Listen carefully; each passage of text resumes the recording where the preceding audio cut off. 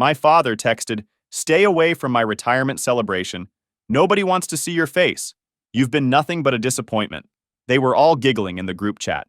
I stayed silent, but they had no idea what's coming. Hey Reddit, my family always treated me like I wasn't good enough for taking a different path. When they cut me out of my dad's retirement party, I didn't fight back. I let my work speak louder than they ever did. Here's how it all went down. I'm 34 male, married with 2 kids, Noah, 8 male, and Mia, 5 female. We live outside Columbus in a decent neighborhood where I run my carpentry business. Started it from scratch 5 years ago after getting sick of working for other people who took credit for my craftsmanship. I clear about $85,000 a year, and I'm damn good at what I do. Custom furniture, high-end renovations, the kind of stuff rich people pay a premium for. I've built something real with my own hands while my family watched from the sidelines, always ready with their disapproval. Growing up, nothing was ever good enough. My brother Jeff became the golden child when he got into law school. My sister Kathy married Martin, a hedge fund manager worth millions, and never missed a chance to remind everyone how she'd married up. Meanwhile, I was the screw-up who wasted time in trade school. Dad was a bank executive, Mom a real estate agent, both obsessed with status and appearances. They wanted me in finance or at least sales, something they could brag about at their country club. The text came as I was loading tools into my truck. I'd just dropped the kids at school and was heading to a job site, a $23,000 renovation for a local restaurant owner. I checked my phone and saw the family group chat notification titled, "Dad's Retirement Bash." I tapped it open expecting discussions about catering or gift coordination. Instead, I got a sledgehammer to the chest. "Don't come to my retirement celebration," my old man wrote. "The whole family doesn't want you there. You're a disappointment." Just like that. No cushioning, no explanation. Just pure, unfiltered contempt for my own father. I leaned against my truck, reading it twice to make sure I understood. For years, they'd tiptoed around their disappointment in me. The tension at holiday dinners. The backhanded compliments about how, at least I was good with my hands. The way they treated Rachel, my wife, like she was some kind of downgrade because she's a preschool teacher, not a corporate lawyer, or married to money like Kathy. But this message, this was honesty. Cruel, unfiltered honesty. I scrolled up. Nothing leading to it. Just messages about venue details and someone posting about custom monogram napkins. Then this bomb. I typed back, "You chose your country club friends over your son?" Then I canceled the custom piece I'd been building in secret. A retirement gift. Let's just say he'd have paid thousands if he were a real client. Dad had always admired my woodworking, even when pretending not to. I was going to gift it to him as a peace offering. Show him there was value in what I do. Then, the responses started rolling in. My cousin Greg replied first with laughing emojis. Then Kathy, my sister, wrote, "You really think you deserve to be there after how you embarrassed the family at Thanksgiving?" Jeff, my brother, the corporate lawyer, who I helped move 3 times and loaned $6,000 when he was between jobs, just liked the message and stayed silent. Then came the meme, my face photoshopped onto a construction worker with "family screw-up" captioned beneath it, sent by my Uncle Dave. I actually laughed. Not because it was funny, but because it confirmed exactly what I needed to know. I was done.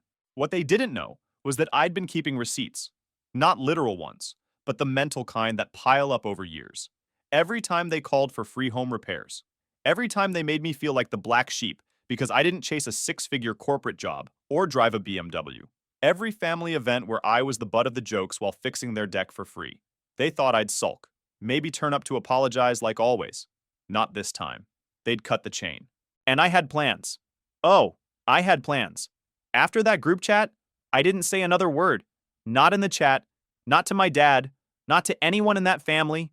I let them have their moment. I didn't block them or delete the thread. I wanted them to see me online, active, living my life. I wanted them to wonder. First step was telling Rachel everything. Not just about the message, but about the years leading up to it. We were sitting at our kitchen table after the kids went to bed. She listened without interrupting, which is one of the reasons I married her. When I finished, she just reached for my hand and asked, "What do you want to do?" That moment hit me hard. Most people in my family would never have someone to back them up no matter what. I had that. And I'd been taking it for granted while chasing approval from people who'd never give it. I want to show them what happens when they lose the one person who actually gave a shit about more than appearances. I'd already built a solid reputation locally, but my new marketing pushed it to another level. Clients who'd been on the fence for months suddenly wanted to book before I was unavailable. So we set to work that night. I called my buddy Derek, who runs a digital marketing agency, asked him to help rebrand my carpentry business. Not just a basic website with my number, but professional photography of my work, client testimonials, a proper booking system, the works. Cost me $4,800, but within 2 months, I was booked 3 months out. The display case? That was just the test. I had a full blueprint for how to ghost these clowns while leveling up. Then I reached out to my old army buddy, Marcus. We served 2 tours in Afghanistan together before coming home. He now owns a successful contracting company in Charleston, South Carolina. We'd stayed in touch over the years, and he'd been trying to get me to join forces with him for ages. Said the market for custom woodwork was exploding there. Fewer skilled craftsmen than demand. He'd even offered to help me relocate if I ever wanted to. I texted him, "Still need a master carpenter in Charleston?" His response came within minutes. "Hell yes. My guys are booked 6 months out. Got a client base ready and waiting." Meanwhile, I played it smart on social media. Started posting my high-end projects. Custom built-ins for a local CEO. Hand-carved dining table that sold for $9,500. Workshop videos showing my process. Always professional, always successful. I never mentioned family drama. I didn't need to. And they noticed. I saw them viewing my Instagram stories. Greg started liking my posts. Kathy commented on a picture of a walnut desk I built. Wow, impressive work. Mom started sending private messages about random things, asking about the kids, sending articles about woodworking. I left them all on read. Then Dad texted directly, "Your mother's worried about you. Answer her messages." No apology, no acknowledgement, just an order. I didn't respond. I had an ace up my sleeve they didn't know about too. Then came my former boss, Kevin Barnes. I worked with him for a cabinet shop years ago. He never forgot how I helped him finish a rush job for the mayor when the shop was about to lose its biggest client. Kevin had gone on to become one of the most respected furniture designers in the Midwest, even had his own TV show now. We'd stayed in loose contact over the years, occasional texts and project feedback. I sent him some photos of my recent work. He called me the next day. "Ronan, this is top-tier stuff. Why haven't you been showing this off?" We talked for an hour. By the end, he'd offered me a guest spot on his show and an intro to his distributor who was looking for artisan pieces. Just like that, I had a potential national platform and distribution channel. 2 weeks after Dad's text, my brother Jeff called. When I didn't pick up, he left a voicemail. "Hey, Dad's retirement thing is next Saturday. Mom's asking if you're still coming. Let someone know, okay?" I didn't call back. Let them sweat. About 3 weeks after the text incident, I was loading up after finishing a built-in library for a university professor when my phone rang. It was my cousin Trevor, not one of the ones in the group chat. He'd moved to Seattle years ago after a falling out with Uncle Dave over some borrowed money that was never returned. We kept in touch through occasional texts about football and fishing. "Dude, what the hell is going on with you and Uncle Richard?" he asked as soon as I picked up. I gave him the short version. The text, the responses, the years of being treated like the family failure. Trevor was quiet for a minute. Then he said, "You know they talk shit about everyone behind their backs, right? Even St. Jeffrey." That caught my attention. "What do you mean?" He laughed, but it wasn't a happy sound. "Your dad was at my parents' place last month. I was in town and overheard him and my dad talking.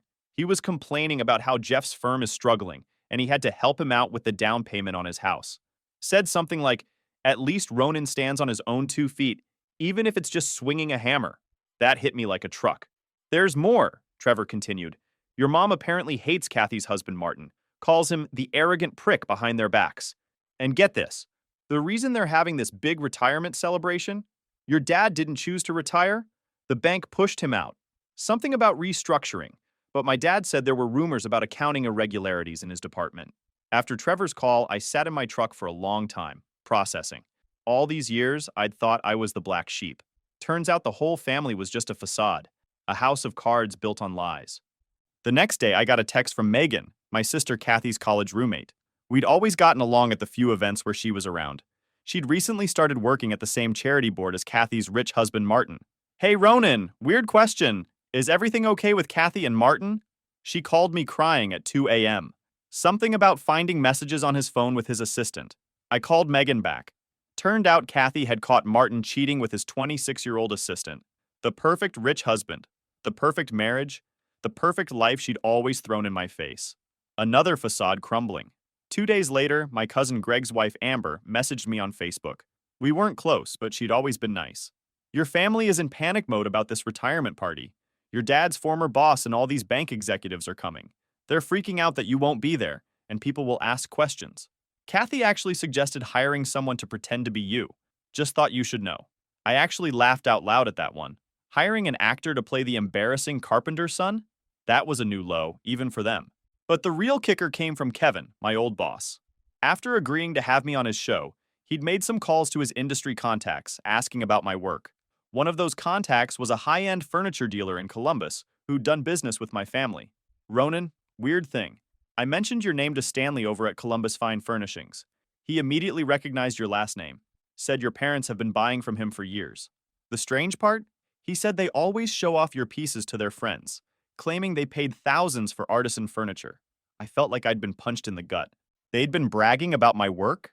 The same work they mocked me for doing? Kevin continued. Stanley said your dad once brought in some business associates and pointed to a walnut console table, one you'd made for them last Christmas, and told everyone he'd paid $7,500 for it from an exclusive craftsman. The pieces were falling into place. My family didn't just disrespect me, they were actually proud of my work, just not proud enough to admit their son was the craftsman. I was good enough to provide the status symbols, just not good enough to be acknowledged. That night, I told Rachel everything I'd learned. She wasn't surprised. They've been using you for years, Ronan. Free labor, free furniture, free childcare when they're in a pinch. But God forbid they actually respect what you do. She was right. And that's when my plan shifted from simply walking away to making sure they felt exactly what they were losing. I had about 5 weeks until our planned move to Charleston. In that time, I had to set the stage perfectly. First, I listed our house with Rachel's cousin, who's a realtor, but had her keep it off the public listings. Private sale only, I told her. I don't want it broadcast everywhere yet. The housing market was hot, and we had done major renovations, all my own work. Rachel's cousin had quietly mentioned the market was heating up months ago, so we were already prepped. We just never told the family. We were asking $80,000 over what we paid 4 years ago, and her initial assessment said we'd likely get it. Housing inventory was at an all-time low in our area. Rachel's cousin had buyers lined up looking for homes exactly like ours, which is why we could command such a premium and close so quickly. Next, I focused on being highly visible without being available. I accepted an interview with the local business journal about custom carpentry in the age of mass production. The piece came out with photos of my workshop and highlighted upcoming projects, including a mention of potential expansion opportunities. I made sure to get extra copies, but didn't send any to family. I also stepped up my social media game, posting daily project updates and client testimonials. I even did a few Instagram lives showing my process.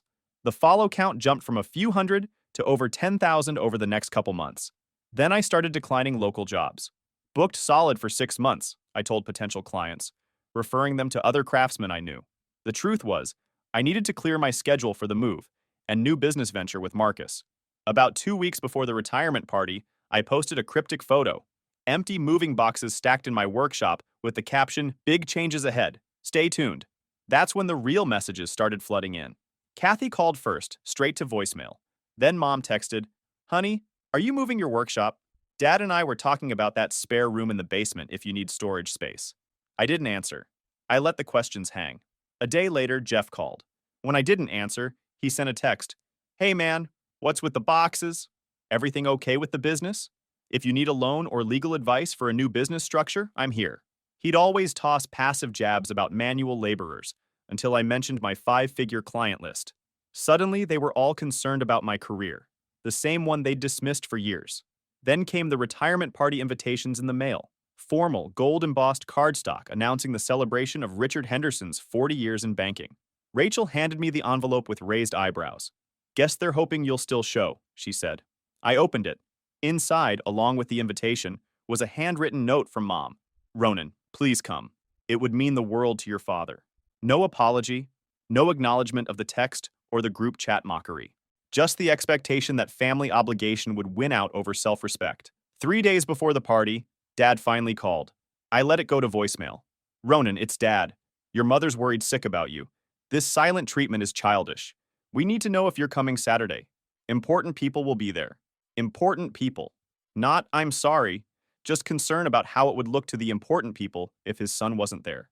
I didn't call back, but I did something better. I decided to finish the oak display case I'd initially canceled. It would be my parting statement. so I arranged for its delivery to their house. It was my finest work to date. Quarter sawn oak with dovetail joints, glass panels, hidden compartments, custom brass hardware. The kind of piece that would sell for $5,000 easy. I included a card that simply read, "Congratulations on your retirement. This is the last thing you'll ever get from me." The delivery was scheduled for the morning of his retirement party. Meanwhile, we were in the final stages of our plan. The house was under contract, sold for $95,000 over our purchase price. The moving company was booked. Marcus had found us a rental in Charleston until we could buy something, and he'd already lined up 3 major clients eager for custom work.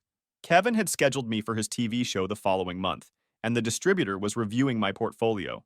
Things were falling perfectly into place. The last piece of the puzzle was the most satisfying. I'd been in talks with Dad's bank's biggest competitor about designing and building custom furniture for their newly renovated executive floor. The contract was worth $120,000, more than Dad probably made in a year at the end of his career. The delicious irony was that his retirement party was being held at this competitor's event space, and I'd made sure the contract announcement would go live on their social media the morning of the party. The night before the retirement celebration, Rachel and I sat on our back deck, watching the kids play in the yard. She squeezed my hand. "Ready for tomorrow?" I nodded. "More than ready." The morning of Dad's retirement party, I woke up early and checked my phone. The competitor bank had posted as planned, a press release announcing their renovation project, highlighting renowned local craftsman Ronan Henderson as the artisan selected for their executive suite furniture. They included photos of my previous work and a quote from their CEO about investing in local artisanal talent. The bank tagged me in the post. That's how half the party found out before they even arrived. I took screenshots and waited. At 9:37 a.m., my workshop security camera pinged with movement. The delivery guys were loading the oak display case onto their truck, right on schedule. At 10:15 a.m., Rachel came into the workshop where I was finishing some small projects. "Your mom's called 3 times in the last 10 minutes, she said, holding up her phone. "Should I answer?" "Not yet," I replied. At 11:22 a.m., the delivery company sent confirmation. Package delivered and signed for by Richard Henderson. Then the storm hit. Mom called again, 7 times in a row. Dad called twice. Kathy texted, "What the actual hell, Ronan?" Dad's crying. Crying. "What did you do?" Jeff was more direct. "Answer your goddamn phone. This bullshit has gone far enough." I turned my phone off and spent the afternoon playing with the kids at the park. When we got home around 4 p.m., about an hour before the retirement party was scheduled to start, I finally turned my phone back on. 27 missed calls, 43 text messages, most from family, but some from family friends, and even a couple from Dad's colleagues. I scrolled through the texts. They ranged from rage to confusion to desperate pleas. "Mom, Ronan, please call us immediately. Your father can't go to the party like this." "Jeff, how long have you been talking to First National? Did you know how this would look? Dad's career is ending with him being humiliated." "Kathy, the display case is beautiful, but the card was cruel. Mom can't stop crying. Please call me back. Martin moved out yesterday, and I can't handle another crisis." Uncle Dave, "You've gone too far, kiddo. Blood is blood." The most interesting came from Dad's boss. "Ronan, this is Walter Prescott. Very impressed with your work through First National. Didn't realize you were Richard's son. Would like to discuss potential opportunities?" I showed Rachel the messages. She read through them and looked up at me. "They still don't get it, do they? They're not upset about hurting you. They're upset about looking bad in front of their friends." She was right. Not one message contained a genuine apology for how they'd treated me. It was all about reputation. The party. At 5:30 p.m., as the retirement party was starting, I finally responded. Not individually, but in the family group chat where it had all begun. By now, you've all seen the announcement and received my gift. Consider this my RSVP to the retirement party. No, I won't be there to play the role of dutiful son in your performance of Perfect Family. For years, you've treated me like an embarrassment while secretly bragging about my work to your friends. You've called me for free labor while mocking my career choice. You kicked me out of the family when it was convenient, and now you want me back because it looks bad if I'm not there? Here's what you should know. I'm moving to Charleston next week. I've sold the house. I've signed contracts worth more than Dad made in his final year. The son you were ashamed of is now more successful than any of you. So enjoy the party, enjoy explaining my absence, and enjoy the display case. It's the last piece of me you'll ever have." I put my phone down and took the kids out for ice cream. When we returned, the real bombs had dropped. Trevor had chimed in. About time someone called out this toxic family dynamic. Amber. Greg, your cousin has a point. Your family has always treated him like garbage. I've seen it for years. That night, as Rachel and I packed the last of our personal items, my phone rang again. It was Kevin. Ronan, what the hell did you do? I've got Richard Henderson's wife crying in my showroom asking for my help to fix things with you. I hadn't expected that. My mom went to see you? Yeah, and she's a mess. Says you're moving across the country and they didn't even know. Says you've been ignoring them for weeks. I explained the situation. Kevin listened and sighed. Look, I get it, but she seems genuinely broken up. Says your dad didn't write that text? Apparently your brother Jeff did. Used your dad's phone when he left it at their house during some family dinner planning session. Said it was supposed to be a joke that got out of hand, and no one knew how to walk it back after everyone piled on.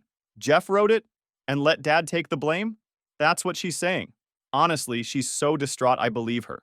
She brought photos of your childhood, pictures of your dad at your high school woodshop showcase. Said he kept every project you ever made, even the janky birdhouse from 3rd grade. My mind was reeling. Jeff had started this? The golden child had impersonated our father to exclude me, and then let the blame fall on dad? It made a twisted kind of sense. Jeff had always been jealous of any attention I got, always needed to be the favorite. But it didn't change the fact that no one had stood up for me. No one had set the record straight. They'd all piled on, all been willing to cut me out. Kevin, thanks for telling me. But it doesn't change my plans. They had weeks to come clean, to apologize. Instead, they only reached out when they needed something from me. We left for Charleston 2 weeks after the retirement party. The movers were already scheduled. I'd set the wheels in motion weeks before, knowing exactly how this would play out. I never responded to any more messages from my family. The moving truck came at dawn, and by noon our old house was empty. The new owners would take possession the following week. We'd been planning this move longer than anyone knew. Marcus had been sending me rental listings for months, which is how we found a place that fit our needs so perfectly. The drive to Charleston took 11 hours with the kids and a moving truck. Marcus met us at the rental house with keys and takeout. The place was perfect. A 4-bedroom Craftsman with a detached garage I could convert into a workshop until we found something permanent. I spent the first week setting up shop and meeting with potential clients Marcus had lined up. The market was even better than he'd described. Wealthy homeowners and businesses willing to pay premium prices for custom work. By the end of the week, I had deposits for 6 major projects and a waiting list forming. Rachel found a preschool teaching position that paid 20% more than her old job. The kids adapted quickly. Noah joined a baseball league, and Mia found a dance studio she loved. We were building a new life piece by piece. Then, exactly 2 weeks after we moved, I got a text from Trevor. Heads up, cousin! Jeff's been fired. Something about client funds and gambling debts. Your parents are freaking out. I didn't respond, but I did some digging. Sure enough, Jeff's law firm had a press release announcing his departure and reassuring clients that their accounts were secure. Reading between the lines, it was clearly damage control. 3 days later, Kathy called. Ronan, I know you probably hate us all right now, and I don't blame you, but I need to talk to you. It's about Jeff and Dad. Also, I'm living at Mom and Dad's now. The divorce is getting ugly. Martin's trying to take everything. Please call me back. I called her back. This better not be a guilt trip, I said when she answered. It's not, I swear, she replied, and I could hear she'd been crying. Everything's falling apart here. Jeff was fired last week. He stole from client accounts to cover gambling debts, almost $200,000. They're not pressing charges if he pays it back, but he doesn't have the money. And this concerns me how? Dad remortgaged their house to cover it. The house they've owned free and clear for 15 years. They're in their 60s, Ronan. Dad's retirement savings are gone, and now they've got a mortgage payment they can't afford on their fixed income. I leaned against my workbench, processing this. Again, why are you telling me this? Kathy sighed. Because Jeff confessed everything. About using Dad's phone to send that text.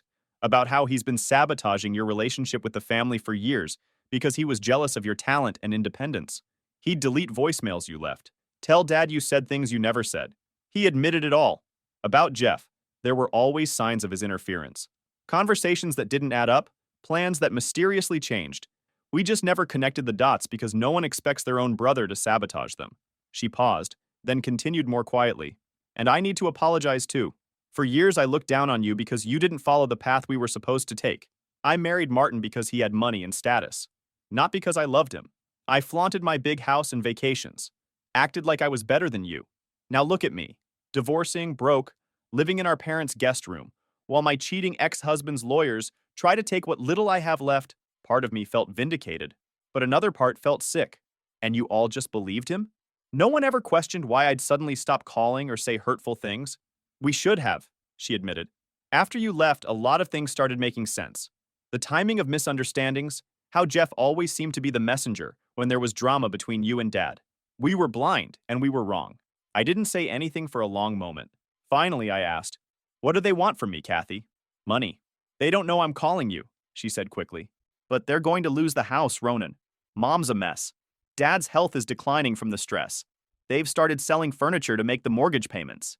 Including my furniture, I thought. The pieces they'd claimed cost thousands. The irony wasn't lost on me. I need to think about this, I said finally. I'll call you back. I thought about it long and hard. I want them to understand what they did wrong. Really understand it. Not just apologize because they need something from me. And I want Jeff to face consequences for once in his life. The next day, I called Kathy back. I need to talk to everyone. Set up a video call. You, Mom, Dad, and Jeff. Tonight at 8. At 8 p.m. sharp, my laptop screen filled with their faces. They looked terrible. Ronan, Mom started. We're so sorry. I cut her off. I don't want apologies yet. First, I want the truth. Jeff, tell me exactly what you did. All of it. Jeff swallowed hard. I used Dad's phone to send that text about the retirement party. I saw how much work you were putting into that display case, heard you were planning something special. I was jealous. You built something real on your own terms. I was drowning in student loans and hating my job and gambling to feel something. When everyone laughed at the text, I was too cowardly to admit what I'd done. What else? I pressed. Over the years, I deleted voicemails. Told Dad you'd said things you hadn't. Convinced Mom you were too busy for family events when you'd actually said you'd try to make it. I've been driving a wedge between you and the family for years. Dad looked shell-shocked. Mom was silently crying.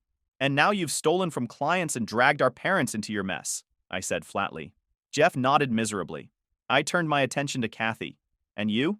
All those years looking down your nose at me and Rachel? She wiped her eyes. I was insecure. I needed everyone to think I'd made it. The whole time I was showing off my perfect life, he was cheating with half his office. Now I'm left with nothing. No alimony because of the prenup I was too stupid to read carefully. All those designer clothes and luxury vacations, and I have less savings than you do. I let the silence hang for a moment. Here's what's going to happen. Jeff, you're going to get help for your gambling addiction. Real help, not just promises. You're going to work and pay back every cent to Mom and Dad, even if it takes years. He nodded.